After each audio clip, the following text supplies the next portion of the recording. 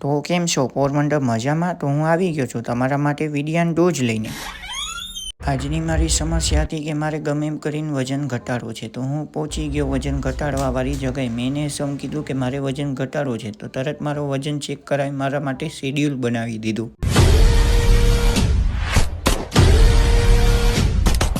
સૌથી પહેલાં મને 100 કિલોમીટર રનિંગ કરાવીને મને 50 કિલોમીટર સાયકલ કરાવી. પછી મને 10,000 વખત જમ્પિંગ જેક કરાવ્યા.